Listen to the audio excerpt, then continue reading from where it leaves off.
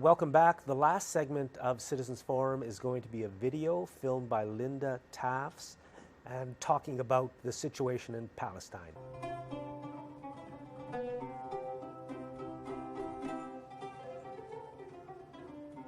So, as Don said, my name is Sahar, and as you've had a chance to see quite a lot of the occupation, I fortunately don't have to talk about that at all. And I'll try to give you a little bit of the other side of that picture in the sense of the militarism in Israeli society and how it affects the occupation, how it kind of comes out of it. So I was born here, born and raised in Jerusalem. You've probably noticed that Jerusalem is not one city, although Israel likes to say it is. I would argue that there are probably at least 3 cities here. There's the Palestinian East Jerusalem, there's the Jewish Orthodox part of the city, and then there's the Jewish non-Orthodox part of the city. And they have different public transportation systems, different school systems, different languages in many cases. So everything that I can say about growing up in Jerusalem, I'm actually only talking about a very small part of Jerusalem, which is the part of Jerusalem that's really under complete Israeli control, including the education system. The Orthodox, for that matter, don't study in the same education system that we do. So everything I will say about education is only true for the Zionist governmental education system. So I think that when you kind of try to look at Israeli education, there are 2 lines that are really important when we talk about militarism. The first one is, what does militarism actually look like on a daily basis? And then the second one is the whole concept of fear and how that fits into militarism. And when we talk about militarization, it starts literally from the day you kind of step out of your house. So you've walked around Jerusalem a bit. Have you walked around West Jerusalem at all? No. Not at all. Just drove through a corner of it. Okay, so if you ever do get a chance, you walk 10 meters from here, and one of the first things that you'd notice is the amount of guns on the streets. Now, this is obviously also true in the occupied territories, but those are soldiers on uniform, on duty. When you walk here, it could either be soldiers on duty or it can be soldiers on vacation. It just seems very normal. We don't see those kind of things. And for people coming from the outside, that's usually kind of scary. One of the things that's important to understand about Israelis is that we don't see them. They're completely transparent as far as we're concerned, because we're so used to seeing them everywhere. There's this sheet of paper that I love to show that was given to kindergarten kids to teach them how to count. So on the one side, you have the numbers from 1 to 10, and on the other side, you have symbols. So you're supposed to connect 2 symbols to the number 2. Only in that piece of paper, the symbols that were chosen were tanks and airplanes and the symbol of the IDF, the Israeli Defense Force. And the same piece of paper had an olive branch, a dove, Knesset, our parliament, the symbol of Israel, the flag of Israel, and the kind of message that comes out of something like that obviously a 3-year-old doesn't really understand the message that comes out of it, right? He's just trying to connect the dots. But what that represents for Israelis is Israel. That's what Israel is. It's institutions, it's peace. We all want peace, obviously, and it's the military, and that's part of creating an identity in many ways. And that's just one of many examples of how that's done. So you, in many ways, very much personalize this idea of not only joining the army, but also possibly dying as part of that service from a very, very young age. By the time we get to high school, it becomes even more established. So you have soldiers coming in and out of classrooms explaining about the different units. It's considered preparation for military service. You have a soldier that's responsible for every year group. So we had our very nice guy who would just come in and make sure that everyone knows where they're going in the army, and if they have any questions, he can explain about them. And you go out to military camps for them to try to convince you to go to this unit or the other. It's literally it's a little bit like a college fair, just with different units. And they try to convince you, we want you. And then in the 11th grade, there's a week of basic training. So you go out with school, it's part of school activity, to a military base, and you learn how to shoot, and you wear a uniform, and you take orders. And it's part of school activity, and it's fun, it's with your friends. And this whole thing leads up to the fact that when you're supposed to be conscripted at the age of 18, and nobody's ever, it's the law, right? Nobody's ever going to ask you, do you want to serve in the army? When you're expected to be conscripted, you've never asked yourself that question. You've never questioned the idea of military service because you had no reason to. Just to be clear that this is not just a perspective about what the education system does, officially that's part of the goals of the education system is to prepare for military service. It's in the written goals since 1951 when they were written to today. That's probably the one goal that hasn't changed throughout time. There's this really nice photo of the head of the South District of the Ministry of Education and the head of the South District of the Israeli military having this farewell party when this general was retiring. And the main thing about it, the way that the Ministry of Education published that photo on their Facebook page was the Ministry of Education is thanking this general for years of cooperation. So the idea that there's years of cooperation is clear, and it's something that we're very happy to be proud about. And the same photo, the general was giving this lady from the Ministry of Education a goodbye gift. And that kind of leads me to that other narrative, because what he gave her was a framed picture with 3 photos in it. The first photo, it's this carving of the Jewish people taking out the relics from the Second Temple when the Romans are destroying it. So it's like this, religious, historical persecution of Jews.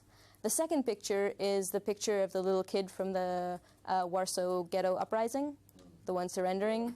And then the third picture is the paratroopers on the Wailing Wall in '67 when they liberated it. And that, in many ways, is kind of a snapshot of the historical narrative that we're taught, which is that everyone has always tried to kill Jews. It's a religious fact, it's a historical fact, and then the Holocaust is obviously the strongest example of that. And then what we have now. What we have now is the response to that. It's the strong enough army to reoccupy Jerusalem, to liberate the Wailing Wall, and that's kind of the narrative that we come out with. The other side of it is, again, understanding who's actually profiting out of this. And then we have to go back to these very nice generals. And probably the best example for this is Barak, our ex-chief of staff, Minister of Defense, Prime Minister, who it's just a cute example. So when he was Minister of Defense in the previous government, he was in the process of privatizing IMI, Israeli military industry. It's the biggest Israeli military industry company in Israel. He was in the process of privatizing it. He thought he was about to retire. He paused, and he was privatizing it. And then political things changed, so he didn't retire. So he paused the privatization until he retired. Retired, it's being privatized now, and he is in the bid together with another business colleague to buy it. Okay, so I mean, it's pretty much out there. There's a whole lot of people, most of them ex-generals, who have the in the military. So they have the expertise, they have the connections, they have the effect that they have on the political system is extremely strong, and they can make a huge economic profit out of that. Today, 75 to 80% of Israel's military industry is for export. It's not about defense of Israel. It's about the bottom line. Israel today is in the top 10 biggest weapons exporters in the world. It's the #1 weapon exporter per capita in the world. It's now the #1 drone exporter in the world.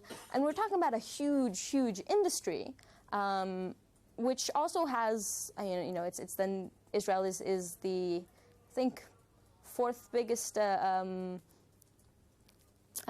military spender in percentage of GDP, 6.2% of our GDP, something like that. So it's a lot of spending, but mostly it's just a lot of money coming in. And the reason that Israel can do that is that we can prove our weapons work, unlike a lot of other countries, because they're combat proven. I don't know how many of you in your spare time look at commercials for weapons. I assume not many. I do. But you'll actually see in posters, so you'll have like a poster for a drone, and I'm not kidding, you have posters for drones, and it has a stamp that says battle proven.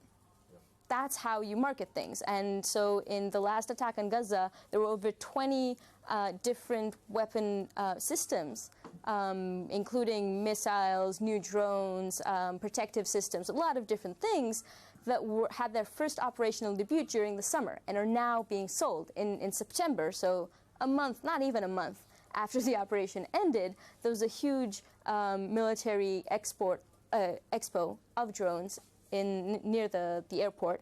That's what they sell. And countries are very happy to buy that, and it's important to say that countries, especially the US, and I'm sure this is also true of the UK, but most of the examples I know are from the US, are also happy to use that angle of Israel. I just want to make the point, this is a very two-sided game. So, for instance, I don't know how many of you know the F-35 project? No. The Americans do. And the Canadians, great. So the F-35 project is supposed to be the last fighter jet, or the last manned fighter jet. It's a very high-tech fighter jet. It's supposed to be stealth. It's not, but that's a different issue. And it's a $1.5 trillion project. Okay? It's spent over 50 years, but it's a $1.5 trillion project. That's in now, I think it's 15th year or so. This plane has had over 360 malfunctions.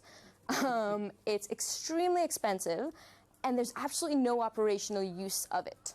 The world is moving to drones. Nobody wants fighter jets anymore. It's a complete waste of money, but too big to fail. Way too many contracts already signed. You can't get out of it. So what does the US do? Nobody wants to buy this. Literally no country in the world was willing to buy this. So the US literally forced Israel to buy with US military aid. I don't know how much you know about the US military aid. It's $3.1 billion a year to Israel. It's the biggest aid recipient. 75% of that has to be bought back in the US. So actually it's a very nice subsidy from Congress to its own arms industry. Israel just happens to get the weapons in the way. Specifically, Israel didn't want to use that money on the F-35 because we really didn't want it.